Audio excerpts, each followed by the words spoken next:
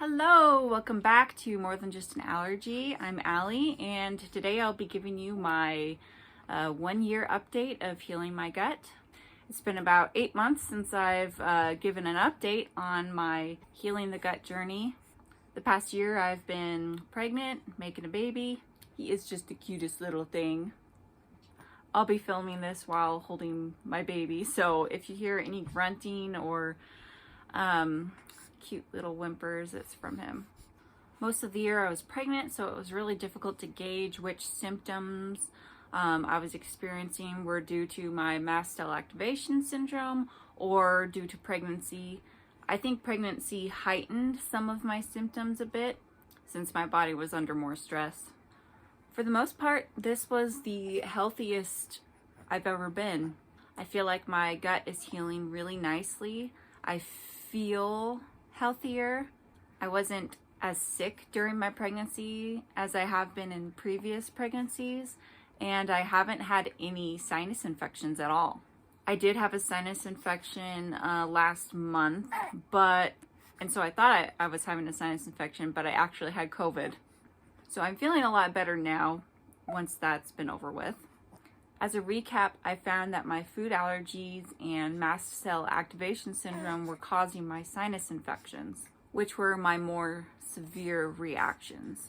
Over the past year, anytime I felt like I was getting a runny nose or itchy nose or my throat started hurting, I would just take an antihistamine and then I'd be a lot better. I found that Zyrtec works better for me and it works longer than Benadryl ever did. I still will take some Benadryl sometimes if my seasonal allergies are acting up, like during the spring or fall. I did some experimenting throughout the year with different foods to see what my level of tolerance was for histamines. I tried to avoid high histamine foods as much as possible, but I felt like I really should try to figure out how much histamines I could handle in food. The main food I tried to figure out was strawberries because I love strawberries. I could handle some strawberry jam on toast. I could handle a few strawberries here and there. I found if I ate them constantly, like every day, I started to have some problems. I could handle a little bit of cheese every day. There were some foods, especially fruits, that I could not handle, even though they are supposedly low in histamines. These foods were grapes and cherries.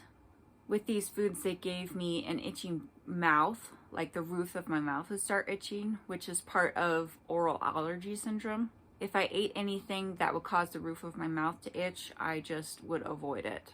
If I ate them every day, I would end up getting a runny nose or itchy nose, or my throat would start to hurt.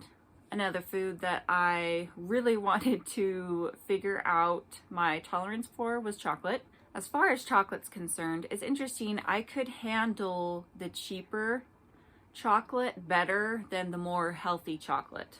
Like, I really cannot have dark chocolate because it has more cacao in it, which that is where the histamines is in the cocoa. So I could eat some M&Ms, but I couldn't have the healthy homemade chocolate that I made or chocolate like that came from a natural food store. I think this is because healthier chocolates have more histamines in them because they have more cocoa in them. And the cheaper chocolates have more like sugars and milk and other processed foods in them. And so there's less of the cocoa. But I couldn't have M&Ms, a lot of M&Ms every day. I could handle my favorite gluten-free chocolate sandwich cookies. They're the Knick brand. And that was really important to me because I love them. One thing I learned early on is that I couldn't handle leftover foods very well. This is because the histamine count in food increases even when it's in the fridge. Freezing it really helps keep the histamine count low. I really couldn't handle leftover beef. One time I made Spanish rice and I could eat it the day that I made it without any symptoms.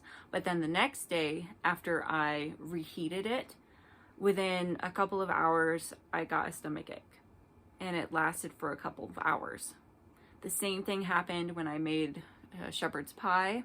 This is because histamines grow on different foods faster than others. And beef and meat is one of these foods where the histamines grow particularly quicker. The way to avoid this is freezing your leftovers. This also happened when I made potato salad. I love my homemade potato salad, but I could only have it the day I made it, or within 24 hours of being in the fridge, because I think it's the hard-boiled eggs. I think histamines grow quickly on the hard-boiled eggs also. I can handle eggs, and I can handle hard-boiled eggs, but I think once the hard-boiled eggs are cracked and opened, the histamines start reproducing more on those. I am intolerant to wheat, but I have found that I can handle wheat in little amounts, but I generally avoid it. But one thing I love is cheese curds, and I love fried chicken tenders, or what are they called? Chicken nuggets. And so I tried some of these a few times from fast food restaurants, and they ended up giving me stomach aches, stomach cramps, diarrhea. So what is very interesting to find out is that different foods that are high in histamines actually give me different symptoms. So fruits generally that are high in histamines give me the itchy mouth, and also runny nose, itchy nose, and sore throat. Whereas, as I said before, the high histamine leftovers, they end up giving me a stomach ache and stomach cramping, diarrhea, things like that.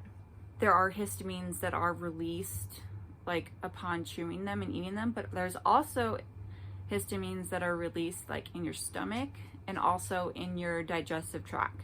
So I think that's where the different symptoms come from. I could not have figured out any of this if I didn't eat the same foods, generally the same foods, every single day. And if I didn't keep a food log of my symptoms and also the foods that I ate. That pretty much sums up the past 8 months of my life and my food problems. I was hoping that after a year of keeping my histamine counts in my body down, I was hoping that my body would be able to handle histamines more, but that doesn't seem to be the case. I wonder if being pregnant has anything to do with that, because my body was under more stress. I will be nursing for the next year or so, so that could also potentially mess up things with my body, but I don't think it will as much as when I was pregnant.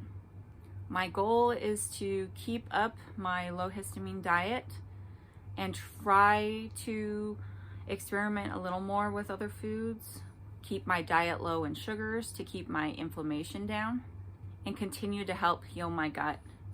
I also will be planning on making more videos about having a healthy life and different cool, interesting facts that I learn. And I also plan on making some videos about me diagnosing my children's health and food problems and my journeys with those. And I will probably be making a video about Mast Cell Activation Syndrome and everything that I have learned about my own symptoms and body for that. Thanks so much for watching and being a part of my journey. Stay tuned for some more Healing the Gut journey updates. Please like and subscribe for more.